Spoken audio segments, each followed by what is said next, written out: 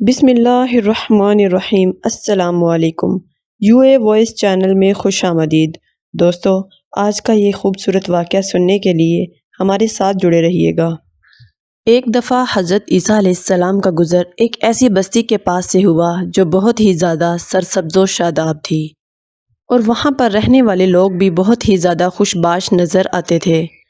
حضرت عیسیٰ علیہ السلام اس بستی کو دیکھ کر بہت ہی زیادہ خوش ہوئے، اور آپ سوچنے لگتا ہے یہاں پر اللہ تبارک و تعالیٰ کے بہت ہی زیادہ نیک لوگ رہتے ہیں، کیونکہ وہ بستی بہت ہی زیادہ سرسبز و شاداب اور پھول پھل سے بھری پڑی تھی۔ کچھ ہی دن گزرے تھے کہ دوبارہ حضرت عیسیٰ علیہ السلام کا گزر اس بستی کے قریب سے ہوا، لیکن جب آپ نے اس بستی کو دیکھا تو آپ دنگ رہ گئے، کیونکہ اب اس بستی کی حالت پہلے جیسی نہیں رہی تھی۔ وہاں کے مکان تباہ ہو چکے تھے، درخت بھی سوکھ چکے تھے، مویشی مر چکے تھے، اور وہاں کے لوگوں کا حال بھی بہت ہی زیادہ برا ہو چکا تھا۔ حضرت عیسیٰ علیہ السلام کو یہ سب دیکھ کر بہت ہی زیادہ دکھ ہوا۔ آپ سوچنے لگے کہ کچھ دن پہلے تو یہاں کی بستی کے حالات بہت ہی زیادہ اچھے تھے، لیکن نہ جانے اب اس بستی کو ایسا کیا ہو گیا کہ اس بستی کی حالت اس قدر بری ہو چکی ہے۔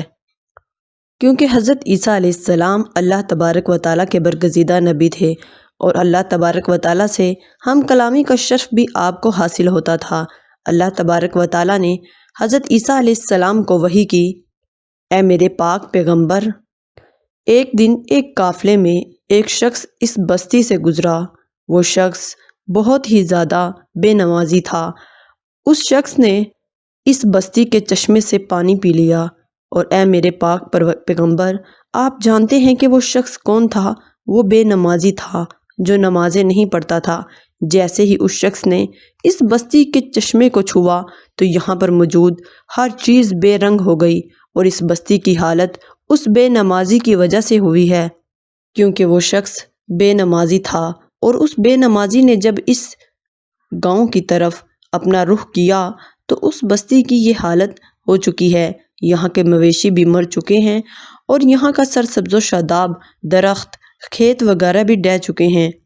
حضرت عیسیٰ علیہ السلام کو یہ سب سن کر بہت ہی زیادہ دکھ ہوا کہ ایک بے نمازی کے چھونے سے اس آبادی کی یہ حالت ہو گئی۔ اور دوستو، ہم جو اپنی نمازیں روز نہیں پڑھتے تو نہ جانے آگے جا کر ہمارا حساب کتاب کیسا ہوگا۔ بے شک اللہ رب العزت بخشنے والا مہربان رب ہے۔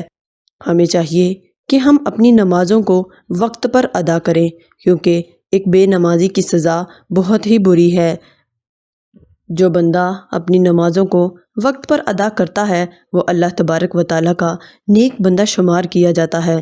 دعا ہے اللہ تبارک و تعالیٰ ہمیں 5 وقت کی پابندی کے ساتھ خوش و خضوع کے ساتھ نماز ادا کرنے کی توفیق عطا فرمائے، آمین۔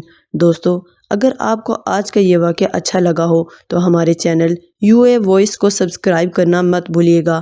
ملیں گے ایک اچھے اور عمدہ واقعے کے ساتھ، تب تک کے لیے اجازت دیجیے۔ اللہ حافظ۔